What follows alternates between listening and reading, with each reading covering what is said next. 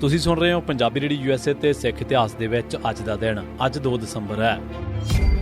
2 ਦਸੰਬਰ 1886 ਅੰਗਰੇਜ਼ ਸਰਕਾਰ ਇਹ ਕਦੇ ਵੀ ਨਹੀਂ ਚਾਹੁੰਦੀ ਸੀ ਕਿ ਗੁਰਦੁਆਰਿਆਂ ਦਾ ਇੰਤਜ਼ਾਮ ਸਿੱਖਾਂ ਦੇ ਹੱਥਾਂ ਦੇ ਵਿੱਚ ਚਲਾ ਜਾਵੇ। ਗੁਰਦੁਆਰਿਆਂ ਦੇ ਇੰਤਜ਼ਾਮ ਵਾਸਤੇ ਇੱਕ ਕਮੇਟੀ ਬਣਨ ਦੇ ਨਾਲ ਸਿੱਖਾਂ ਵਾਸਤੇ ਇੱਕ ਪਲੇਟਫਾਰਮ, ਇੱਕ ਜਮਾਤ, ਇੱਕ ਇਤਿਹਾਦ ਅਤੇ ਇੱਕ ਤਾਕਤ ਬਣ ਜਾਣੀ ਸੀ, ਜਿਵੇਂ ਅੱਜ ਬਣ ਚੁੱਕੀ ਹੈ। ਸ਼੍ਰੋਮਣੀ ਗੁਰਦੁਆਰਾ ਪ੍ਰਬੰਧਕ ਕਮੇਟੀ ਅੱਜ ਆਪਣੇ ਆਪ ਦੇ ਵਿੱਚ ਇੱਕ ਪੂਰੀ ਹਕੂਮਤ ਹੈ, ਸਟੇਟ ਵਿਦਨ ਸਟੇਟ। ਇਸ ਦਾ ਹਊਆ 1881 ਅਤੇ 1920-25 ਦੇ ਵਿੱਚ ਹੋਣਾ ਹੀ ਸੀ, ਜਿਨ੍ਹਾਂ ਕਿ ਅੱਜ ਮੰਨਿਆ ਜਾ ਸਕਦਾ ਹੈ। ਉਹਨਾਂ ਦਿਨਾਂ ਦੇ ਵਿੱਚ ਦਰਬਾਰ ਸਾਹਿਬ ਦੇ ਝਗੜੇ ਦੇ ਬਾਰੇ ਇੱਕ ਮੁਕੱਦਮਾ ਅਦਾਲਤ ਦੇ ਵਿੱਚ ਚਲਾ ਗਿਆ। 1886 ਦੇ ਵਿੱਚ ਮੁਕੱਦਮਾ ਨੰਬਰ 807 ਨਰੈਣ ਸਿੰਘ ਬਨਾਮ ਭਗਤ ਸਿੰਘ। ਇਸ ਦੇ ਵਿੱਚ ਦੀਵਾਨੀ ਅਦਾਲਤ ਨੇ ਫੈਸਲਾ ਦਿੱਤਾ ਕਿ 35 ਸਾਲ ਤੋਂ ਵੱਧ ਉਮਰ ਦਾ ਸਿਰਫ ਰਹਿਤਧਾਰੀ ਸਿੱਖ ਹੀ ਦਰਬਾਰ ਸਾਹਿਬ ਦਾ ਗ੍ਰੰਥੀ ਬਣ ਸਕਦਾ ਹੈ। 2 ਦਸੰਬਰ 1935 ਗੁਰਦੁਆਰਾ ਸ਼ਹੀਦਗੰਜ ਲਾਹੌਰ ਦੇ ਵਿੱਚ ਜਦੋਂ ਮੁਸਲਮਾਨਾਂ ਨੇ ਐਜੀਟੇਸ਼ਨ ਕੀਤੀ ਤਾਂ ਸਰਕਾਰ ਨੇ ਦਫਾ 144 ਲਾ ਦਿੱਤੀ ਅਤੇ ਸਿੱਖਾਂ ਦੀ ਕਿਰਪਾਨ ਤੇ ਵੀ ਪਾਬੰਦੀ ਲਾ ਦਿੱਤੀ।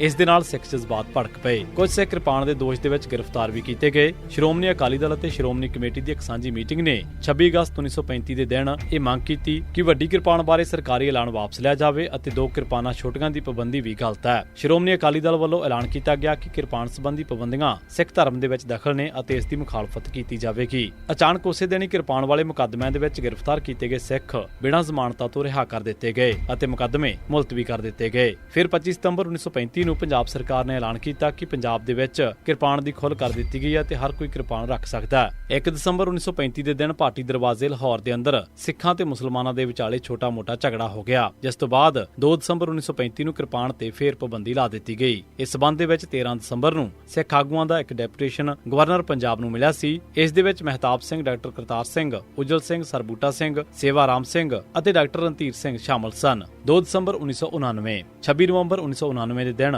ਲੋਕ ਸਭਾ ਚੋਣਾਂ ਹੋਈਆਂ ਸਨ। ਇਹਨਾਂ ਚੋਣਾਂ ਦੇ ਵਿੱਚ ਸਿਮਰਨਜੀਤ ਸਿੰਘ ਮਾਨ ਅਤੇ ਹੋਰ ਖਾਲਿਸਤਾਨੀ ਹਮਾਇਤੀਆਂ ਨੂੰ ਜ਼ਬਰਦਸਤ ਕਾਮਯਾਬੀ ਹਾਸਲ ਹੋਈ। ਇਹਨਾਂ ਚੋਣਾਂ ਦੇ ਵਿੱਚ ਟੌੜਾ ਬਾਦਲ ਧੜੇ ਦੇ ਸਾਰੇ ਉਮੀਦਵਾਰ ਬੁਰੀ ਤਰ੍ਹਾਂ ਹਾਰ ਗਏ ਅਤੇ ਉਹਨਾਂ ਦੀਆਂ ਜ਼ਮਾਨਤਾਂ ਵੀ ਜ਼ਬਤ ਹੋ ਗਈਆਂ। ਖਾੜਕੂਆਂ ਦੀ ਇਹ ਜਿੱਤ ਇੱਕ ਇਲਾਹੀ ਮੌਜਾ ਸੀ, ਵਰਨਾ ਨਾ ਤਾਂ ਉਹ ਜਥੇਬੰਦ ਸਨ ਅਤੇ ਨਾ ਹੀ ਉਹਨਾਂ ਦੇ ਕੋਲ ਕਾਂਗਰਸੀਆਂ ਜਾਂ ਅਕਾਲੀਆਂ ਵਾਲੀਆਂ ਸਹੂਲਤਾਂ ਅਤੇ ਸੋਮੇ ਸਨ। ਚੋਣ ਜਿੱਤਣ ਕਰਕੇ ਸਿਮਰਨਜੀਤ ਸਿੰਘ ਮਾਨ ਨੂੰ 2 ਦਸੰਬਰ 1999 ਦੇ ਦਿਨ 5 ਸਾਲ ਦੀ ਕੈਦ ਮਗਰੋਂ ਰਿਹਾ ਕਰ ਦਿੱਤਾ ਗਿਆ। 2 ਦਸੰਬਰ 1990 ਦੇ ਦਿਨ ਪੰਜਾਬ ਪੁਲਿਸ ਨੇ ਜਗਜੀਤ ਸਿੰਘ ਬਿੱਟੂ ਉਰਫ ਤਾਸਾ ਵਾਸੀ ਮਾੜੀ ਟਾਂਡਾ ਨੂੰ ਇੱਕ ਨਕਲੀ ਮੁਕਾਬਲੇ ਦੇ ਵਿੱਚ ਸ਼ਹੀਦ ਕੀਤਾ। 2 ਦਸੰਬਰ 1992 ਦੇ ਦਿਨ ਪਿੰਡ ਗੱਟਾ ਬਾਦਸ਼ਾਹ ਦੇ ਕੋਲ ਖਾੜਕੂਆਂ ਤੇ ਸਰਕਾਰੀ ਫੋਰਸਾਂ ਦੇ ਵਿਚਾਲੇ ਜ਼ਬਰਦਸਤ ਟੱਕਰ ਹੋਈ ਸੀ। ਇਸ ਅਸਲ ਮੁਕਾਬਲੇ ਦੇ ਵਿੱਚ 19 ਖਾੜਕੂ ਸ਼ਹੀਦ ਹੋਏ। ਇਹਨਾਂ ਦੇ ਵਿੱਚ ਨਿਰਮਲ ਸਿੰਘ ਵਾਸੀ ਨੌਰੰਗਾਬਾਦ, ਜਗਜੀਤ ਸਿੰਘ ਫੌਜੀ ਕੋਟ ਕੱਟੜਮਲ, ਸਤਨਾਮ ਸਿੰਘ ਸੱਤਾ ਵਾਸੀ ਜੰਡ, ਬਲਬੀਰ ਸਿੰਘ ਭੂਰਾ ਕੋਨਾ, ਪ੍ਰਗਟ ਸਿੰਘ ਉਰਫ ਰਵਿੰਦਰਬੀਰ ਸਿੰਘ ਨੰਗਲੀ, ਅਵਤਾਰ ਸਿੰਘ ਉਰਫ ਬਲਬੀਰ ਸਿੰਘ ਵਾਸੀ ਮੋੜ ਕੋਜਾਬਾਦ ਅਤੇ ਸੱਜਣ ਸਿੰਘ ਵਾਸੀ ਤਖਤੂਵਾਲੀ। ਇਸ ਮੌਕੇ ਤੇ ਬਹੁਤ ਸਾਰੇ ਪੁਲਿਸਗੇ ਵੀ ਮਾਰੇ ਗਏ। 2 ਦਸੰਬਰ 1992 ਦੇ ਦਿਨ ਪੰਜਾਬ ਪੁਲਿਸ ਨੇ ਬਲਵਿੰਦਰ ਸਿੰਘ ਰਾਮਦੀਵਾਲੀ ਉਰਫ ਮਿੰਨੀ ਬਾਬਾ ਅਤੇ ਜਸਵੰਤ ਸਿੰਘ ਜੱਸਾ ਨੂੰ ਨਕਲੀ ਮੁਕਾਬਲਿਆਂ ਦੇ ਵਿੱਚ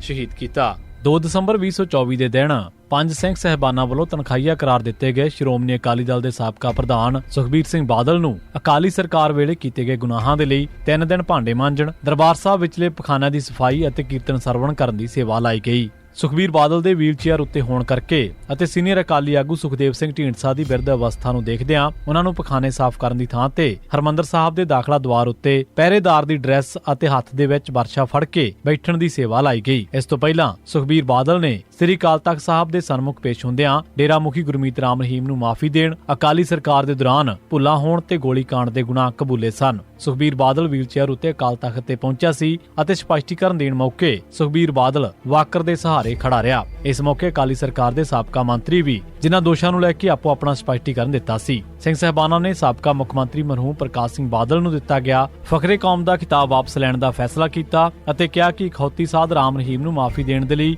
ਅਕਾਲ ਤਖ਼ਤ ਦੇ ਸਾਬਕਾ ਜਥੇਦਾਰਾਂ ਤੇ ਦਬਾਅ ਬਣਾਉਣ ਦੇ ਲਈ ਸੱਦੀ ਗਈ ਬੈਠਕ ਮੌਕੇ ਪ੍ਰਕਾਸ਼ ਸਿੰਘ ਬਾਦਲ ਵੀ ਮੌਜੂਦ ਸੀ। ਇਸੇ ਤਰ੍ਹਾਂ ਸਾਬਕਾ ਜਥੇਦਾਰਾਂ ਗਿਆਨੀ ਗੁਰਬਚਨ ਸਿੰਘ ਅਤੇ ਗਿਆਨੀ ਗੁਰਮੁਖ ਸਿੰਘ ਦੇ ਖਿਲਾਫ ਵੀ ਸਖਤ ਰੁਖ ਅਖਤਿਆਰ ਕੀਤਾ ਗਿਆ ਅਤੇ ਗਿਆਨੀ ਗੁਰਬਚਨ ਸਿੰਘ ਨੂੰ ਸਾਬਕਾ ਜਥੇਦਾਰ ਵਜੋਂ ਸ਼੍ਰੋਮਣੀ ਕਮੇਟੀ ਵੱਲੋਂ ਮਿਲਦੀਆਂ ਸਾਰੀਆਂ ਸਹੂਲਤਾਂ ਵਾਪਸ ਲੈਣ ਦੇ ਹੁਕਮ ਦਿੱਤੇ ਗਏ ਅਤੇ ਉਹਨਾਂ ਦੇ ਜਨਤਕ ਸਮਾਗਮਾਂ ਦੇ ਵਿੱਚ ਬੋਲਣ ਤੇ ਵੀ ਰੋਕ ਲਗਾਈ ਗਈ। ਸਾਬਕਾ ਜਥੇਦਾਰ ਅਤੇ ਅਕਾਲ ਤਖ਼ਤ ਦੇ ਮੌਜੂਦਾ ਹੈੱਡ ਗ੍ਰੰਥੀ ਗਿਆਨੀ ਗੁਰਮੁਖ ਸਿੰਘ ਦਾ ਫੌਰੀ ਤਬਾਦਲਾ ਕਰਨ ਦੇ ਨਿਰਦੇਸ਼ ਦਿੱਤੇ ਗਏ ਅਤੇ ਕਿਹਾ ਕਿ ਸ਼੍ਰੋਮਣੀ ਕਮੇਟੀ ਦੀ ਵਰਕਿੰਗ ਕਮੇਟੀ ਸੁਖਬੀਰ ਬਾਦਲ ਅਤੇ ਹੋਰਨਾਂ ਦੇ ਅਸਤੀਫੇ ਪ੍ਰਵਾਨ ਕਰਕੇ 3 ਦਿਨਾਂ ਦੇ ਵਿੱਚ ਅਕਾਲ ਤਖ਼ਤ ਨੂੰ ਰਿਪੋਰਟ ਦੇਵੇ। ਇਸੇ ਦੌਰਾਨ ਗੁਨਾਹ ਕਬੂਲ ਕਰਨ ਵਾਲੇ ਸਾਰੇ ਆਗੂਆਂ ਦੇ ਗਲਾਂ ਦੇ ਵਿੱਚ ਤਖਤੀਆਂ ਵੀ ਪਾਈਆਂ ਸਨ। ਡੇਰਾ ਸੱਚਾ ਸੌਦਾ ਸੰਬੰਧੀ ਇਸ਼ਤਿਹਾਰਾਂ ਦੇ ਲਈ ਵਰਤੇ ਗਏ ਸ਼੍ਰੋਮਣੀ ਕਮੇਟੀ ਦੇ ਪੈਸੇ ਦੀ ਸੁਖਬੀਰ ਸਿੰਘ ਬਾਦਲ, ਸੁੱਚਾ ਸੁੱਚਾ ਸਿੰਘ ਲੰਗਾ, ਗੁਲਜ਼ਾਰ ਸਿੰਘ ਰਣੀਕੇ, ਦਲਜੀਤ ਸਿੰਘ ਚੀਮਾ, ਬਲਵਿੰਦਰ ਸਿੰਘ ਭੂੰਦੜ ਅਤੇ ਹੀਰਾ ਸਿੰਘ ਗਾਬੜੀਆ ਕੋਲੋਂ ਵਿਆਹ ਸਮੇਤ ਭਰਪਾਈ ਦੇ ਲਈ ਕਿਹਾ ਗਿਆ। ਵੱਡੀ ਗਿਣਤੀ ਸਿੱਖਾਂ ਨੇ ਸਿੰਘ ਸਾਹਿਬਾਨ ਦੇ ਇਸ ਫੈਸਲੇ ਤੇ ਤਸੱਲੀ ਪ੍ਰਗਟਾਈ, ਕਿਉਂਕਿ ਬਾਦਲਾਂ ਦੇ 10 ਸਾਲਾਂ ਦੇ ਕਾਰਜਕਾਲ ਦੇ ਦੌਰਾਨ ਉਹਨਾਂ ਨੇ ਨਾ ਸਿਰਫ ਪੰਜਾਬੀਆਂ ਤੇ ਜ਼ੁਲਮ ਕੀਤੇ, ਸਗੋਂ ਸਿੱਖਾਂ ਤੇ ਵੀ ਜ਼ੁਲਮ ਢਾਏ ਅਤੇ ਸਿੱਖਾਂ ਤੇ ਜ਼ੁਲਮ ਕਰਨ ਵਾਲੇ ਪੁਲਿਸ ਅਫਸਰਾਂ ਨੂੰ ਉਹ ਚੌਦੇ ਦੇ ਕੇ ਨਵਾਜਿਆ ਸੀ, ਜਿਸ ਦਾ ਸਿੱਟਾ ਅਤੇ ਖਮਿਆਜ਼ਾ ਭੁਗਤਣਾ ਪਿਆ।